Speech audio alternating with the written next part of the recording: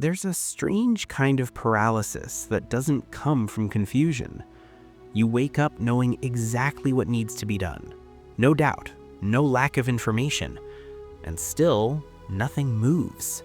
Not the body, not the will, not the day. This isn't laziness, and it isn't fear in the way we usually imagine fear. It's something quieter. Arjuna stood on the battlefield knowing his role with painful clarity. He wasn't asking what to do, he was asking how to live with what he already knew. That's the part most people miss. The hardest moments in life aren't when options are unclear, they're when the option is obvious and expensive. Modern life gives this paralysis a different costume. You call it not feeling ready, waiting for the right time, letting things settle. But underneath those phrases is the same hesitation Arjuna felt. Not because the path is hidden, but because the path demands a version of you that doesn't exist yet, and stepping forward would mean letting the old one dissolve. Krishna didn't accuse Arjuna of weakness. He didn't say, you should be stronger. He didn't say, push through. Because pushing is not what's missing. What's missing is permission to act without emotional certainty. Here's something rarely acknowledged.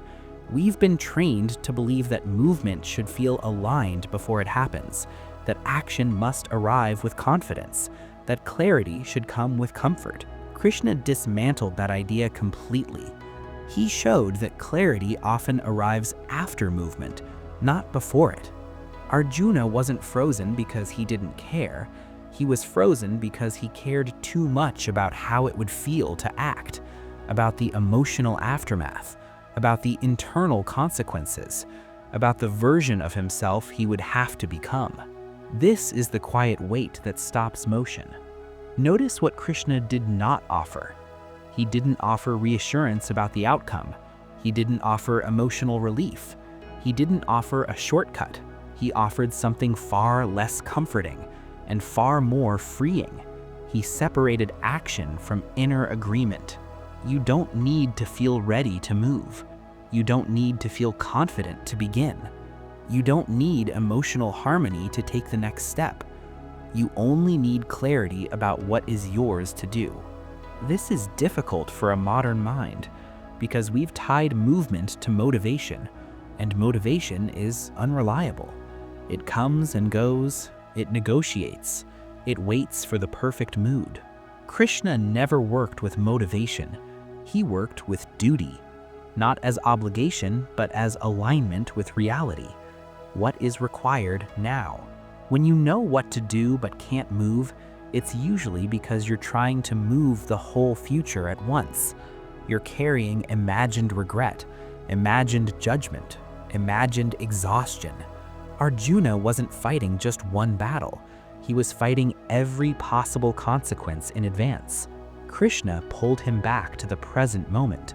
Not tomorrow, not victory, not loss, just the next action. There's a quiet line in the Gita that often gets misunderstood. You have the right to action, not to the fruits. This isn't about detachment from desire.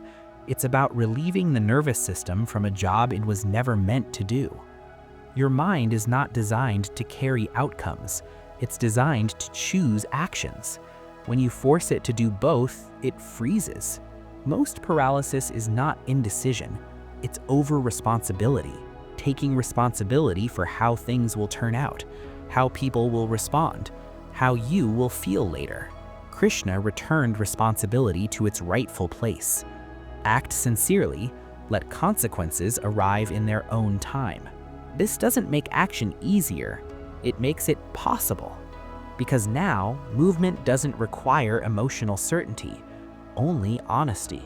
Arjuna moved not because fear disappeared, but because confusion did. The battlefield didn't soften, the stakes didn't lower, the cost didn't vanish. What vanished was the demand that action must feel good before it happens. If you're standing still today knowing exactly what needs to be done, pause, not to escape, but to notice what you're carrying that isn't yours. Release the future. Release the emotional negotiation. Release the demand for readiness. Movement doesn't require permission from your feelings, only clarity. This is not about forcing yourself forward. It's about stepping out of your own way. Because when the mind stops trying to control outcomes, the body remembers how to move.